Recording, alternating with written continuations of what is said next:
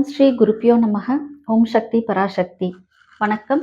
நான் உங்கள் ஆஸ்ட்ரோலக்ஷ்மி. நாம இன்னைக்கு கடகராசிக்காரர்களுக்கு இந்த புது வருடம் எப்படி இருக்க போகுது அப்படின்றத பத்தி தான் பார்க்க போறோம். இந்த கடகராசியில பிறந்தவங்களுக்குலாம் பார்த்தீங்க அப்படின்னா, பயணம் செய்யறதுனா ரொம்ப பிடிக்கும். ரொம்ப ஒரு கருணை உள்ளத்தோட இருப்பாங்க. அம்மா மேல ரொம்ப பாசத்தோட இருப்பாங்க. அம்மா மாதிரி பார்த்துக்கக்கூடியவங்களா இருப்பாங்க. இந்த கடகராசிக்காரர்களுக்கு இதுவரைக்கும் ரொம்ப நல்லாவே போயிட்டு இருந்ததுங்க அப்படின்ற ஒரு நிலையில தான் இப்ப இருக்கு. ஆனா இந்த வருடத்தின் பிற்பகுதியில சில சுப விரயங்கள் ஏற்படக்கூடிய வாய்ப்புகளும் இருக்கு. அதனால கடகராசிக்காரர்கள் நீங்க இந்த வருடம் வீண் செலவுகளையும் ஆடம்பர செலவுகளையும் தவிர்க்கிறது ரொம்ப நல்லது. மற்றபடிக்கு இந்த வருடம் உங்களுக்கு நிச்சயமாக ஒரு மிகப்பெரிய மாற்றத்தையும் ஒரு சேலஞ்சிங்கான லைஃப்லேருந்து இப்போ நீங்கள் பார்த்தீங்க அப்படின்னா ஒரு பீஸ் ஆஃப் மைண்டோட இருக்கக்கூடிய ஒரு நிலைப்பாடு இந்த வருஷம் வரப்போகுது. இதில் பார்த்தீங்க அப்படின்னா மிகப்பெரிய கிரகங்களுடைய மாற்றங்கள் உங்களுக்கு நல்ல வகையில் இருக்கக்கூடிய மாற்றங்களாக வரப்போகிறது.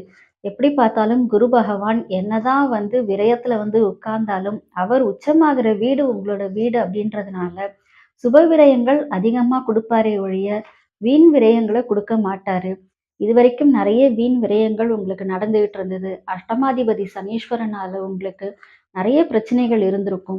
அது எல்லாமே இந்த வருடத்துல உங்களுக்கு ஒரு மிகப்பெரிய மாற்றத்தை கொடுத்து முடிய போகுது. அதனால இந்த வருஷம் கடகராசிக்காரர்களுக்கு ஒரு ஜாக்பாட் வருஷமா நீங்க எடுத்துக்கலாம். நல்ல வருடங்களாக நீங்க எடுத்துக்கலாம். அதே மாதிரி இந்த வருஷம் உங்களுடைய வாழ்க்கையில மிகப்பெரிய முன்னேற்றங்களை பெறப்போகிற ஒரு வருஷமாக நீங்க எடுத்துக்கலாம். கடகராசியை பொறுத்த வரைக்கும் எப்பயுமே பார்த்தீங்க அப்படின்னாக்கா என்ன பிரச்சனை வந்தாலுமே இங்க அவங்க முகத்துல காட்டவே மாட்டாங்க. அந்த மாதிரி அதை அப்படியே சால்வ் பண்ணிட்டு போயிட்டே இருப்பாங்க. அவங்களுக்கு இப்ப கொஞ்ச காலத்துக்கு ஒரு 7 வருஷம்னு வச்சுக்கோங்களேன். 7ன்றது கூட நீங்க கூட எடுத்துக்கலாம். இத்தனை வருட காலத்திற்கு பிரச்சனைகள் இல்லாம இருக்க போகுது அப்படின்னா அப்ப அவங்களுக்கு எவ்வளோ ஒரு சந்தோஷமா இருக்கும். அதுதான் கடகராசிக்காரர்களுக்கு இதற்கு அப்புறம் நடக்கக்கூடிய ஒரு மிகப்பெரிய மாற்றமாக இருக்க போகிறது. ஸோ கடகராசிக்காரர்கள் வரக்கூடிய வருடங்கள் எல்லாமே 2025னே கிடையாதுங்க. அப்படியே போயிட்டே இருங்க. ஒரு 2030, 32ன்னு போயிட்டே இருங்க. எல்லா வருஷத்துலயும் உங்களுக்கு நல்லது கண்டிப்பா நடக்க தான் போகுது. அதனால வரக்கூடிய மாற்றத்தை ரொம்ப சந்தோஷமான மாற்றமாக மாற்றக்கூடிய விஷயங்கள் உங்க கையில தான் இருக்கு. ஸோ வீண் விரயங்களையும் வீண் விவாதங்களையும் ரொம்ப உணர்ச்சி வசப்படுறதையும் தள்ளி வச்சிட்டீங்க அப்படின்னா இந்த வருஷம் உங்களுக்கு ஒரு பொன்னான வருஷமாக இருக்கும். கடகராசியை பொறுத்தவரையும் 2ல வரக்கூடிய கேது பகவான் உங்களுக்கு ஒரு விரயங்களை கொஞ்சம் ஜாஸ்தி பண்ணுவாரு. ஏன் அப்படின்னா வரவை கொஞ்சம் தள்ளி வைக்க போறதுனால கொஞ்சம் பிரச்சனைகள் இருக்க தான் செய்யும். இருந்தாலும் அவர் ஒருத்தர் மட்டும்தான் உங்களுக்கு பிரச்சனையை கொடுக்க போறாரு அப்படின்றதுனால நீங்க ஐயோ இப்படி வராரு அப்படின்லாம் யோசிக்காம உங்களுடைய முயற்சியை அதிகம் பண்ணீங்க அப்படின்னா, ஏன்னா இந்த வருஷம் பிறக்கிறதே பார்த்தீங்க அப்படின்னா சந்திரன் 7ல இருக்காரு. தன லாபத்துல வருது.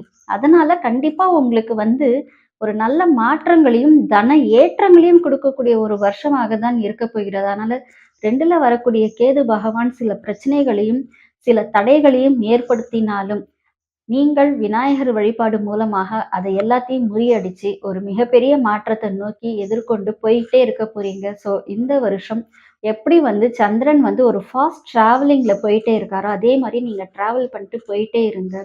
இந்த 2025 முதல் உங்களுக்கு மிகப்பெரிய மாற்றங்களும் வாழ்க்கையில மிகப்பெரிய முன்னேற்றங்களும் நீங்க எதிர்பார்த்த ஒரு தன வரவுகளோடு கூடிய ஏற்றங்களும் இருக்க போகிறது. ஸோ கடகராசிக்காரர்கள் இதுக்கப்புறம் நீங்க இது வரைக்கும் கொஞ்சம் கடன்லாம் வாங்கியிருப்பீங்க.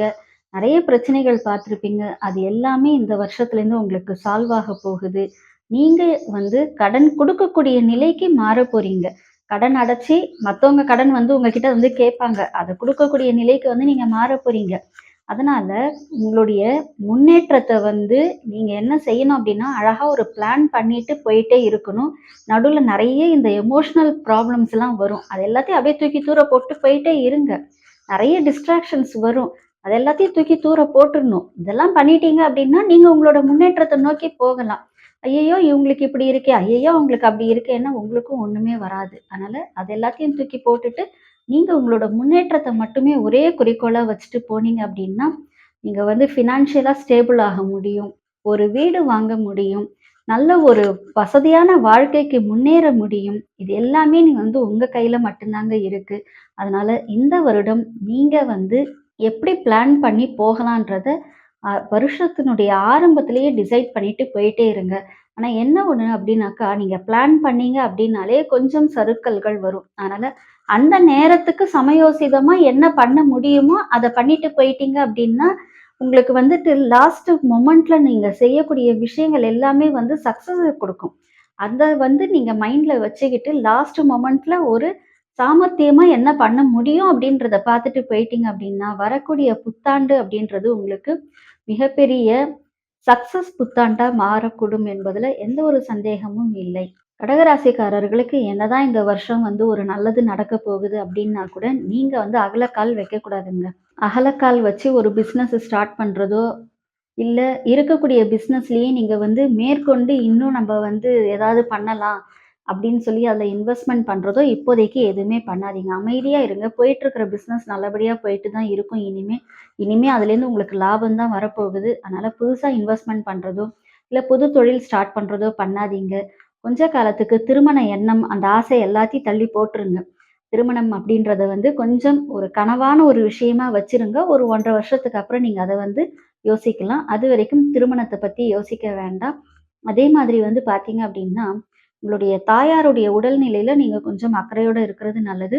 யாராவது புதுசா உங்ககிட்ட நண்பர்கள் வந்து சேர்றாங்க அப்படின்னா, கொஞ்சம் கவனமா பழகுறது ரொம்ப நல்லது.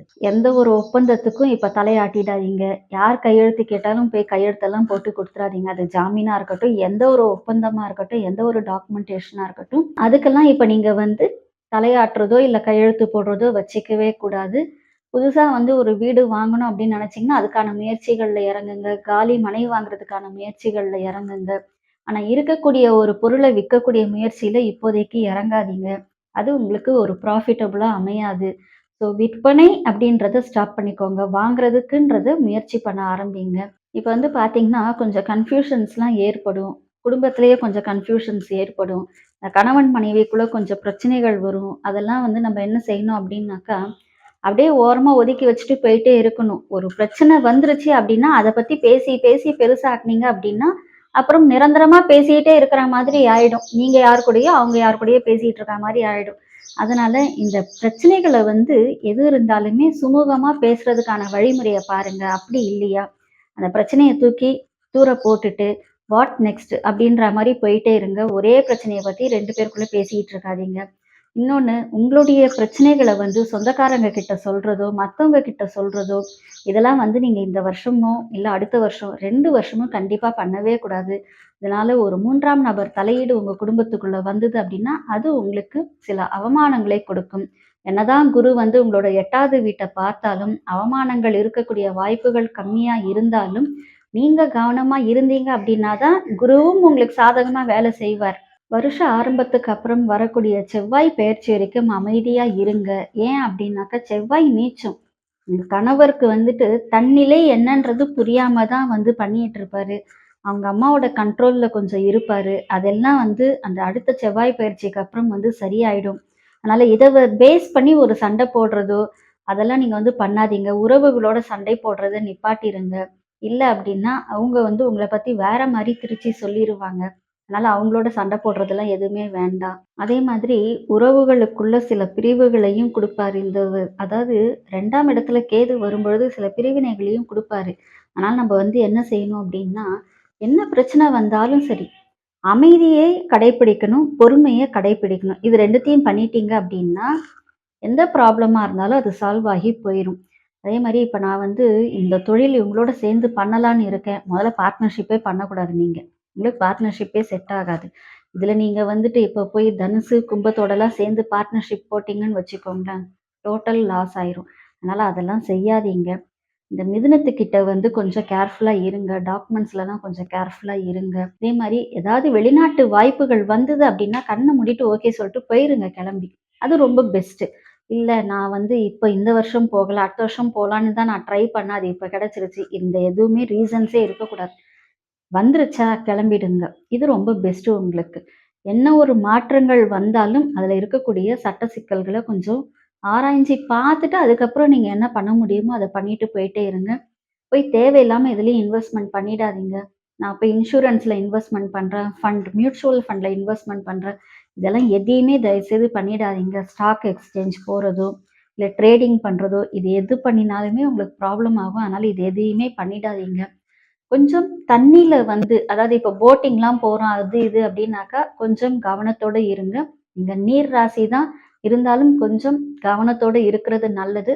சில இழப்புகளையும் நீங்க சந்திக்கக்கூடிய காலகட்டத்துல தான் இருக்கிறீங்க. அதனால எதுலயும் கவனம், எப்போதும் கவனம், எங்கும் கவனம். இதுதான் உங்களுக்கு ஒரு தாரக மந்திரமா மைண்ட்ல வச்சுக்கிட்டு போயிட்டே இருந்தீங்க அப்படின்னா 2025ன்னு இல்ல. அதுக்கடுத்து வரக்கூடிய எல்லா வருஷங்களும் உங்களுக்கு ரொம்ப நல்ல வருஷங்களாகத்தான் அமையும். இந்த வருஷம் ப்ளஸ் வரக்கூடிய வருஷங்கள் எல்லாமே எங்களுக்கு ரொம்ப பாசிட்டிவா அமையணும் அப்படின்னு நினைச்சீங்கன்னா, கடகராசிக்காரர்கள் முதல்ல பண்ண வேண்டியது என்ன தெரியுங்களா?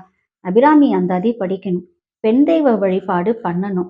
முக்கியமா கொஞ்சம் உக்கிர தெய்வ வழிபாடு தாராளமா பண்ணலாம். பிரச்சனை இல்ல. கொஞ்சம் சோம்பல்தனத்தை விட்டுடணும்.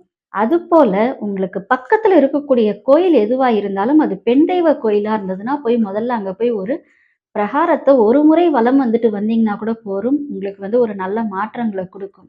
அதே மாதிரி லலிதா சகஸ்ரநாம பாராயணமும் உங்களுக்கு ஏற்றங்களை கொடுக்கும். பௌர்ணமி அன்னைக்கு கிரிவலம் போறதும், அமாவாசைக்கு அப்புறம் வரக்கூடிய சந்திரன் அதாவது அந்த வளர்பிறை நாட்கள்ல சந்திர தரிசனம் பண்றதும் உங்களுக்கு நிறைய ஏற்றங்களை கொடுக்கும். அதனால இது எல்லாத்தையுமே ஃபாலோ பண்ணுங்க. எவ்வளவுக்கு எவ்வளவு சிவனையும் சக்தியையும் வழிபாடு பண்றீங்களோ அவ்வளவுக்கு அவ்வளவு உங்களுக்கு வாழ்க்கையில ஒரு மிகப்பெரிய முன்னேற்றம் வரும் என்பதில் எந்த ஒரு சந்தேகமும் இல்லை. சிவசக்தி ரூபம் உங்களை என்றென்றும் ஒரு மிகப்பெரிய ரூபத்திற்கு அழைத்து செல்லும்.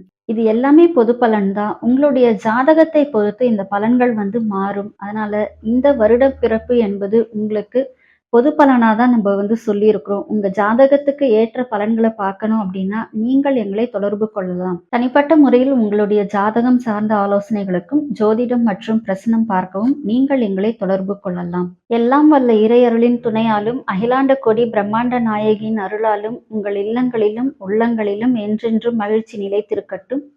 நன்றி.